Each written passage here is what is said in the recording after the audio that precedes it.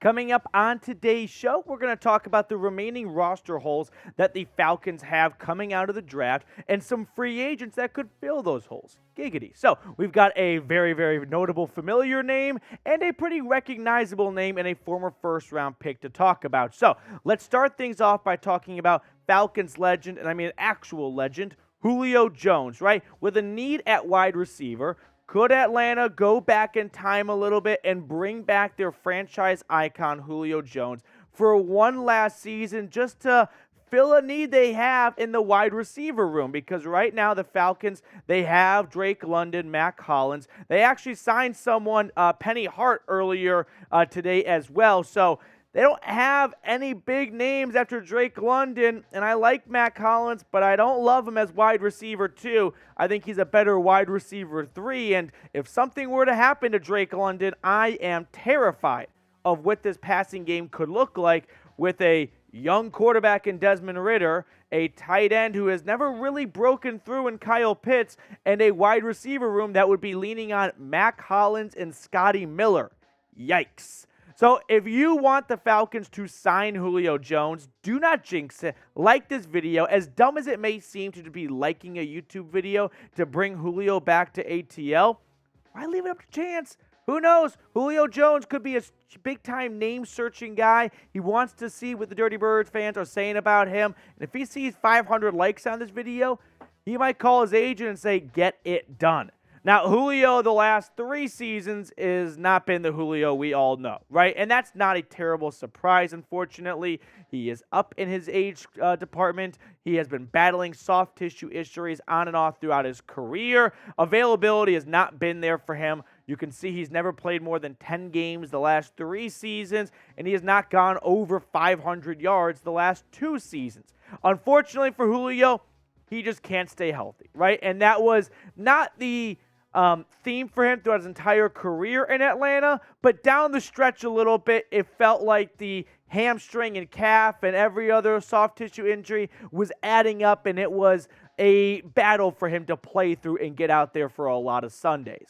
Now, with the Atlanta Falcons, we're talking about a future Hall of Famer.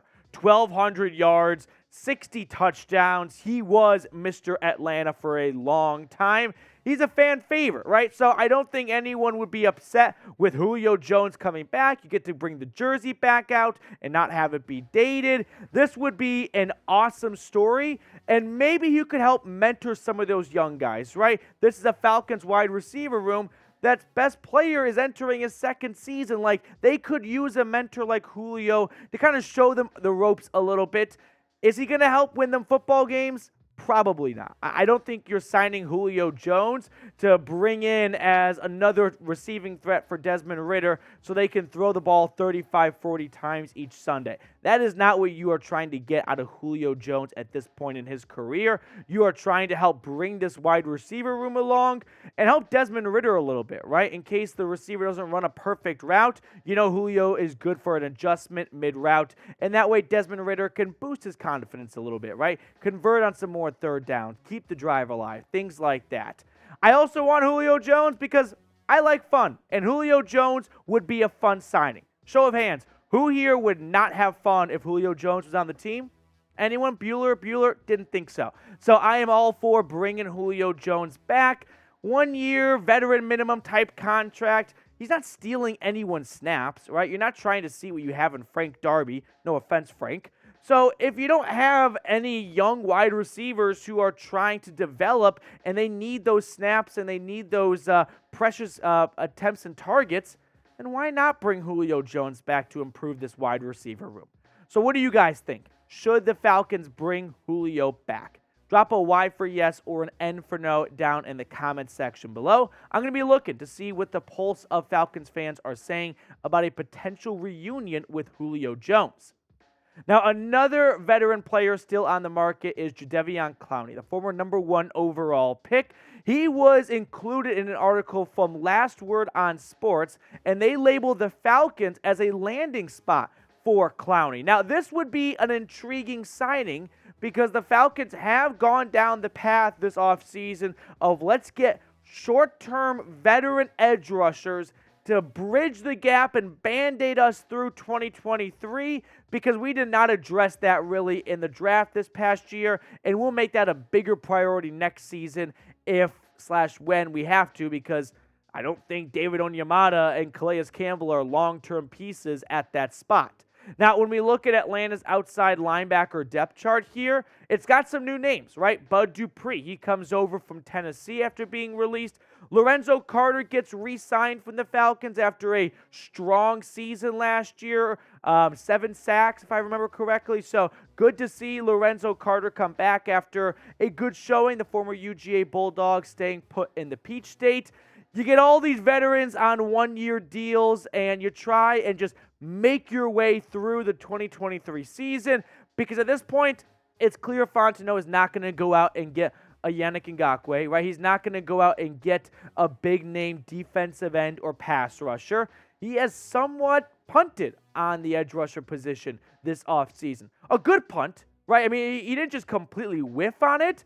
I like Caden Ellis. He's not an edge rusher, but, you know, I like him. I like the Onyemata signings. I just don't love any of these signings. So, insert Jadeveon Clowney potentially.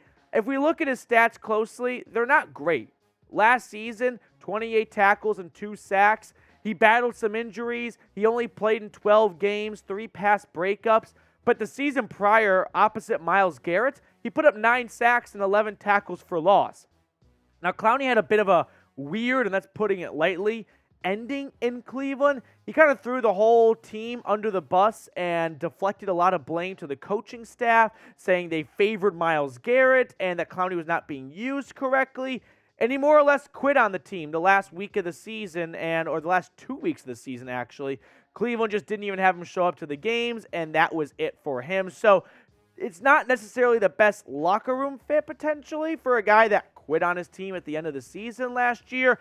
I don't know what all went down in Cleveland. Maybe there's more to the story, but Clowney put out a bit of a hit piece on some of his old teammates and coaches, and it was kind of a cowardly move in my opinion. Now, here's what Last Word on Sports said. Jadeveon Clowney is no longer the player that justified the first overall pick in the 2014 NFL Draft, but he's still a reliable player that can pressure the quarterback. His 75.8 PFF grade was the 27th best among edge defenders last year, and he has recorded a combined 11 sacks over the past 2 seasons. Well, 9 2 years ago, 2 last season, David. Any team looking for a decent... Oh, we still have some more to read there, but that's okay. You guys read ahead of me. So with that being said, here are the listed team fits they outlined for Jadeveon Clowney. The Chiefs, the Ravens, and the Falcons. All 3 of these teams make some level of sense. KC, when you're a Super Bowl contending team, you can never have too many edge rushers. So what's one more in the mix to keep the room fresh and light? The Ravens, they live for, veteran players on the defensive line, and they make them great too. And then the Falcons, who had the second worst pass rush unit in the NFL last year with only 21 sacks. And they've got the Chicago Bears to thank for somehow being worse with 20th.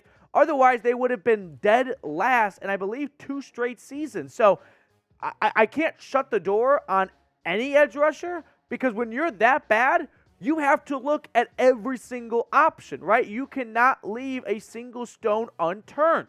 So be the GM. Should the Falcons sign Clowney? S for sign or P for pass? Let me know what your thoughts are about signing the former number one overall pick down in the comment section below. Personally, I think Clowney is nothing more than just a name at this point. If he was not the first overall pick in the draft, would he even be in the league anymore? It's somewhat debatable. He's a very good run stopper, but I don't know if he really has a home anymore in NFL rosters with the way things ended last year. So that's going to do it for us on today's show. Thank you so much for tuning in. If you have not subscribed, make sure you go ahead and do so. Producer McCullough is flashing the red and yellow L3 down below. So hit that sub button down below.